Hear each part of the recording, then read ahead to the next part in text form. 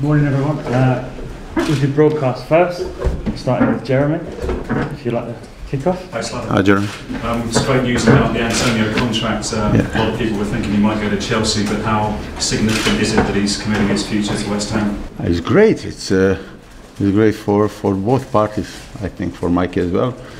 The club has done good for him really since he came here, and he improved a lot. He became one of our best players. He came into the national team of England, and he is the Hammer of the Year, and it's great for him, and it's also brilliant for us to keep such a good player for another 4 years. And as I said, it shows again how this club is big and ambitious, and it's great to have him in our club. You played him all over the pitch this season. Does he need to play in one position for his own sort of benefit, do you think? No, well, he played on basically this season. He only played one game, I think, first game against Chelsea as a fullback that he played last year, and he was great for us. He prefers to play up front or on a wing, although I think that he can be a great, and he done last season. He was brilliant for us in that position as a fullback, because we see nowadays in football so many modern fullbacks like that. But he's very versatile, and okay, the majority of this game when we play with 4 at the back, he played on a wing or up front, and that is also okay for. In one hand, it's great for the player to have one position that he can play, but then he benefits a lot from that, and that is one of the reasons why he improved a lot, also tactically, because physically was never a question about it. He's unbelievable, but when you are playing on different roles, then you have to think about your game more than when you are playing just on a wing, let's say. And that is also, as I said, one of the reasons why he improved a lot. And on the other hand, it's very good to be a versatile player. Your captain Mark Noble's season is over. He's facing hernia surgery. Has this problem been affecting his form, would you say, through the latter part of the season? Yeah, the hernia thing he has in the last couple of months. But he didn't want to talk about it because he's a captain. He's a great captain, and he wanted to help the club and the team, of course. And yeah, it affected him, of course, because he felt that pain. But he played through that pain or with that pain, and now it became a bit worse. So the surgeon, it's not because we are safe now and we don't want him or he doesn't want to play. No. I really wanted him to play at least one more game against Liverpool, and he wanted it, but the surgeon said that it should be done as soon as possible, so it was really no way that he would play another game for us. Do you think he should have kept it quiet? Well, there are exceptions, situations, and this was kind of the situation that it was good not to get me in a doubt, can he play or he can't play, because if we remember, it was very recent how he played against Spurs. It was like he was one of our key players, and especially to have a skipper playing in that game, it meant a lot to the team, so it was a good decision from him. And Sheikh Kouyaté is facing a wrist surgery as well. Why can't he play the last 2 games with a wrist problem? Again, because that wrist problem is since the Africa Cup. And again, it became worse. He played through a lot of pain with the injections and everything, and he was supposed to do that operation earlier, but because we needed him and all that, we made a deal, not a deal, but a plan for him to play as much as possible. But it became worse. It became worse, so he was not able to play. Slaven, what's the team news for this final home game? Is Andy Carroll going to play in this one? No, Andy ain't going to play. He still feels his, is it hip or groins? It's hard to say, but it's in that area. And since last 3 or 4 weeks. It was all like 50-50, but unfortunately, no, he can't. He tried to do yesterday and day before yesterday, but it doesn't. It's not good, basically. Again, it's nothing major, but it is. It's very frustrating not to have Andy now in these couple of games, or even before, because we know what he means to us. So the team news is. Since the team that played against Spurs, now we are also without Mark Noble and without Kouyaté. So, but the good thing is that we had many injuries in this season, and the players who will start the game against Tottenham, they all played a lot of games in this season because of their form or because of the injuries of the other players. So we still have a really good team. We're going to put really good team up. Slaven, Andy's season has been wrecked again by injury. Is he going to play again for West Ham? I mean, how long will the club tolerate so much absence, do you think? Well, it's not the subject for now, but Andy is kind of a player that he has such a big impact on our game that I will never give up on Andy, you know. And especially now that I don't know what it was like before, what were the reasons for his injuries and absence, but this has nothing to do with lifestyle or not being committed enough to your career course or whatever. He's working really hard. He wants it. It's just bad luck. And as I said, I will never give up on him. On the other hand, it's definitely no good to have a player that you count in a pre-season and you put his name first or second or third, I don't know what, and then you can't count on him. And what would you say about Sakho's future, given his problems this season? Look, they all have a contract with us. You know, with Sakho is the same or similar, with the difference that Andy played a lot of games this season, comparing with Diaf. Yeah. With Diaf, is the whole season he was injured. He had a couple of injuries, long-term ones, and as I said, it's the worst for a manager and for the team that you have so many players who are out for a long time. It was a fantastic win against Tottenham. Can you repeat that kind of performance against Liverpool? Hopefully, yeah. We are well. We are preparing and we are planning to do something similar against Liverpool. There are a lot of similarities in those two sides, and so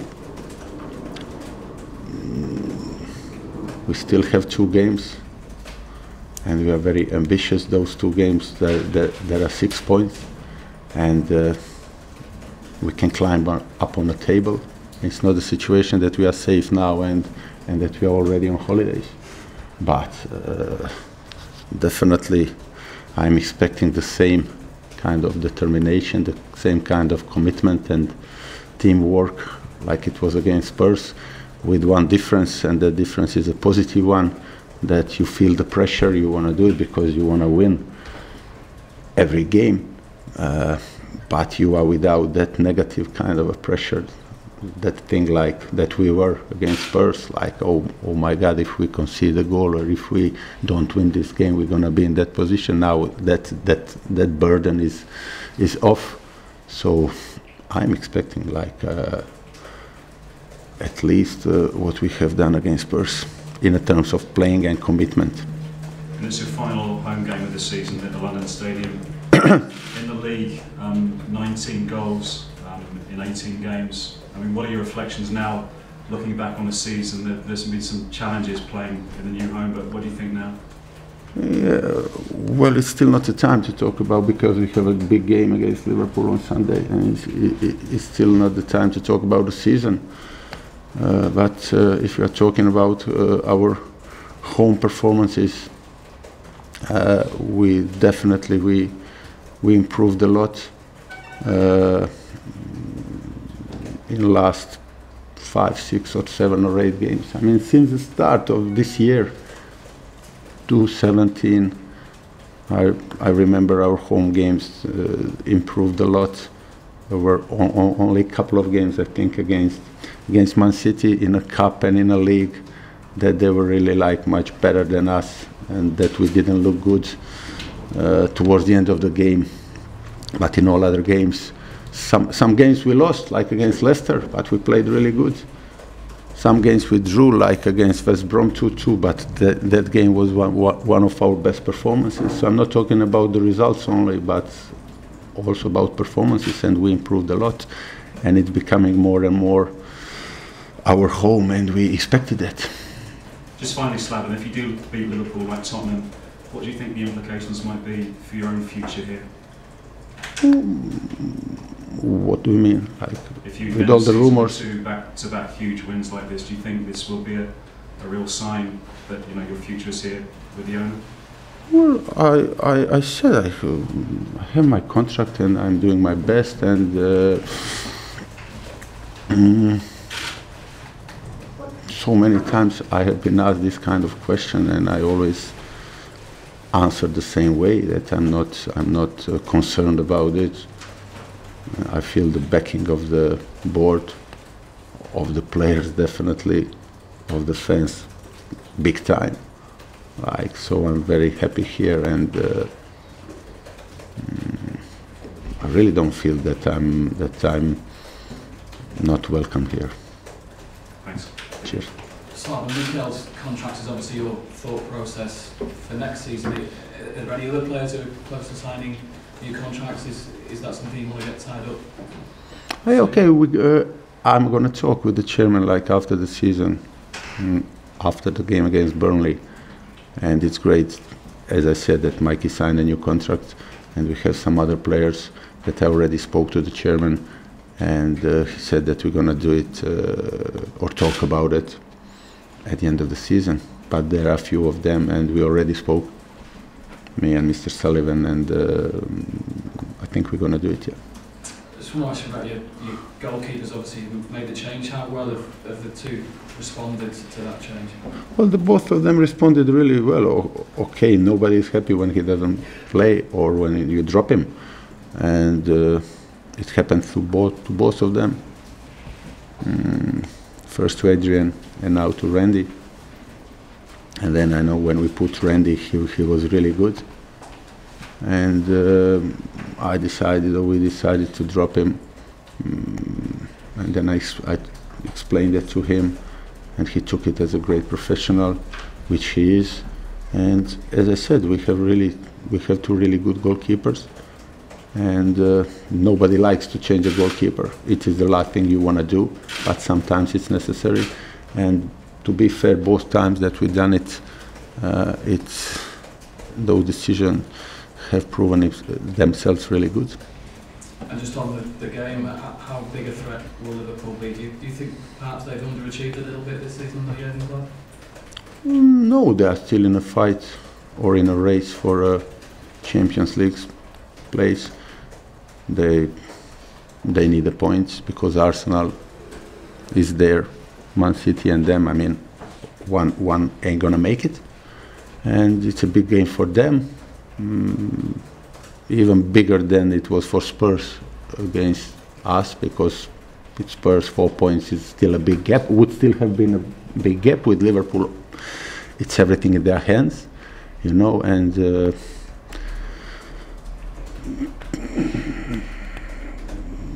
they are a great side. Of course, they are very electric. Recently, away they've been winning games. We are talking like a game against Stoke, game against Watford, but both of those games could have ended differently and all that. But they're a great side, of course, and we are expecting a tough and big game. But that's what you need at this part of the season, big games. Hello. So it was 5 defeats in a row, now 5 without defeat. Can you pinpoint something after that Arsenal loss that sort of clicked or changed in the players?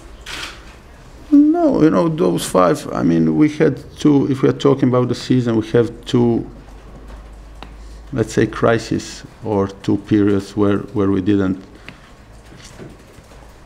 collect enough points. That's beginning of the season, September, and then those 5 games that we are talking about now, 5 defeats, but they are different. They were different. In September we were not fit enough, we were without many players, or even worse, we were with the players because of the injuries. We had to force the players to come back earlier, and we didn't play good at that period.